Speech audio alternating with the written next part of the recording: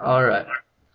So, one time, a couple of years ago, um, it was like 11 o'clock at night. I was watching some TV, and like, I heard music coming from downstairs, even though everyone was upstairs. So I thought like my mom had like left the radio on or something.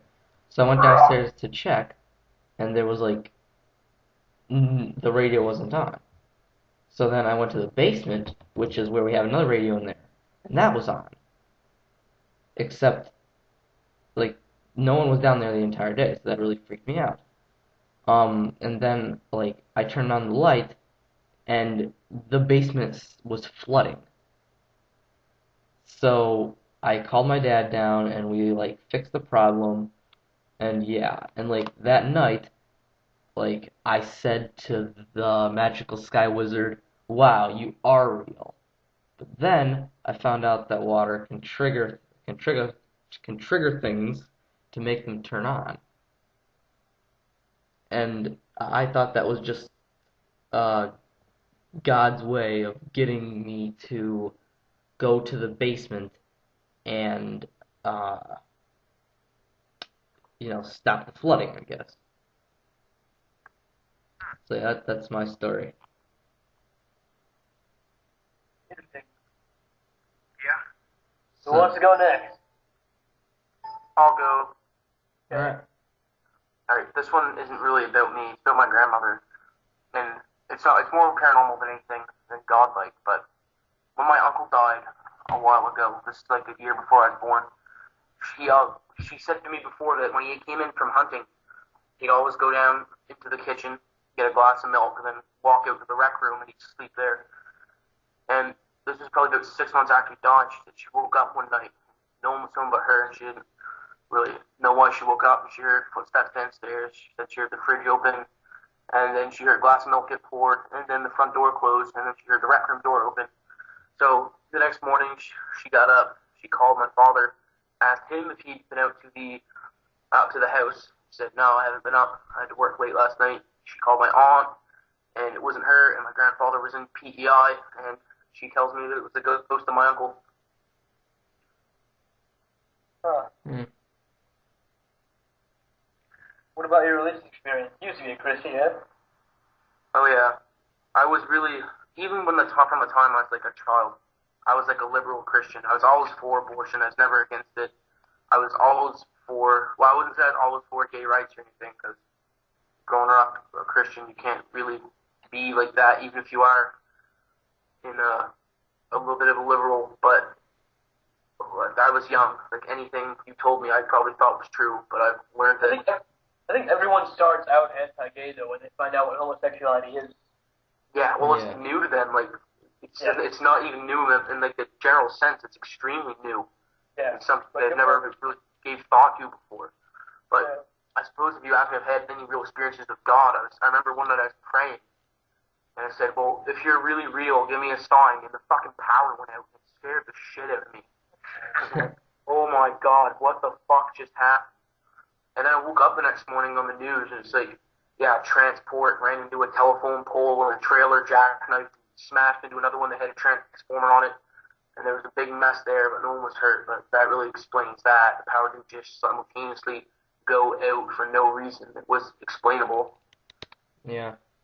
So, Vitalik, Kaz, which one's next? I don't know. Kazi, you want to go or do you want me to go? Go ahead. Alright, so, yeah, my whole religious experience is muddled in my memories, and a lot of the individual memories are mixed together, and like mixed up and shit. But as I remember it, it went something like this. My dad was always atheist, and when I was little, my mom was extreme hardcore Christian, so I'm not sure why they married each other, but they did. And when we moved to America, my dad sent me to this kindergarten place where they actually indoctrinated their kids with Christianity, which I found funny because he was an atheist. And so I was like indoctrinated basically from the start. And my mom was all happy about it, and my dad really didn't care. And whenever I asked my dad questions about God, because you have questions about God,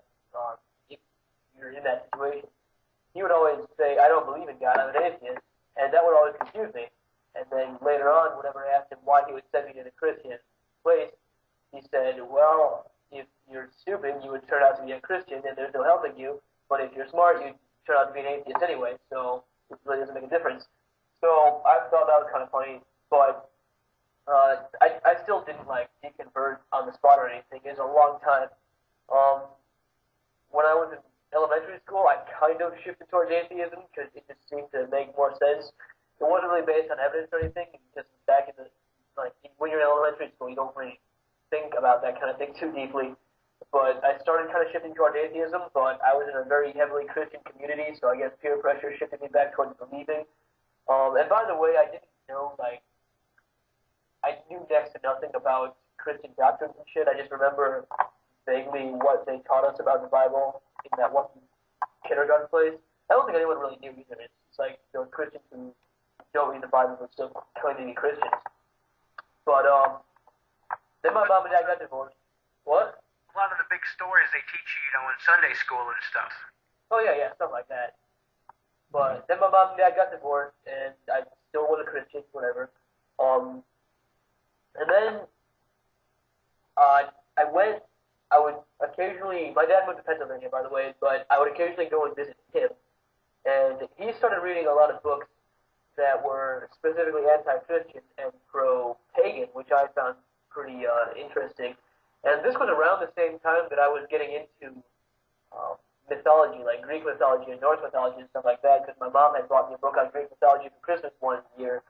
And so I started getting into that and started getting into the whole pagan scene.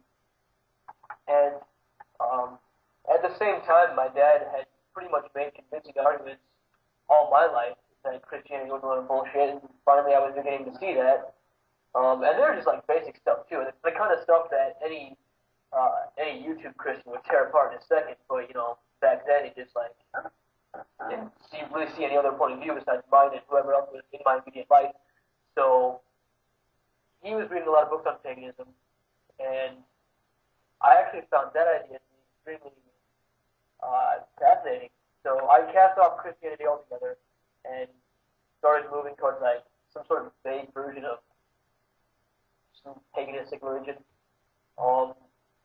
And we talked about it and shit. And he like didn't believe in it or anything, but he still liked reading about it. So I got into theological arguments with him, even back when I was a pagan.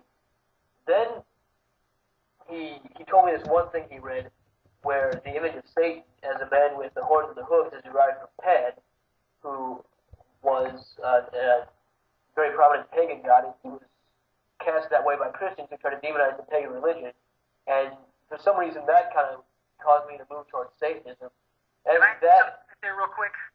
yeah, That whole thing with Pan, yeah, I'm aware of all that. They did the same thing with ancient snake gods and ancient cow gods. That's why, like with the Moses and the golden calf and the snake in the Garden of Eden, the ancient Hebrews did that a lot. They would take the gods of other religions and make them the demons and devils of Christianity. yeah. But that's kind of like why that was, I guess, my excuse to move towards Satanism, and I guess the other half of that was just so I could have a religion that nobody else had. And I wasn't like serious Satan. I was just like, if anybody asked me what religion I was, Satanist, yeah. But then around like towards, and at one point in my life,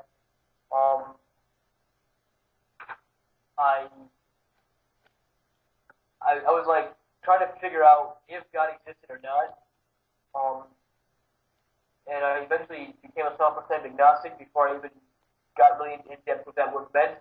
But one day, there was one point in my life where I had this affliction where I got like boils and shit all over my body, and when one would go away, another one would pop up. So I actually made a deal with God that if he was real, I prayed to him to make it go away, and if it never came back again, he had himself a permanent follower. And it went away for about a year, and I felt kind of bad about myself that I had made a deal with God that way. I didn't feel like that was the way it was supposed to work. But then I got another one, and I felt kind of relieved that now I don't have to worship God anymore, but now, oh God, I have another fucking boil. We have about 10 seconds. Yeah, I remember making deals with God a lot when I was like a teenager. Yeah, so there was that. But eventually, around 8th grade, freshman, like early years in high school, I eventually just took an objective look at morality, or not morality, about religion. Just like one, stood back and looked at it all and said, you know what? this all seems really silly, like rituals and shit. No, this is obviously not true.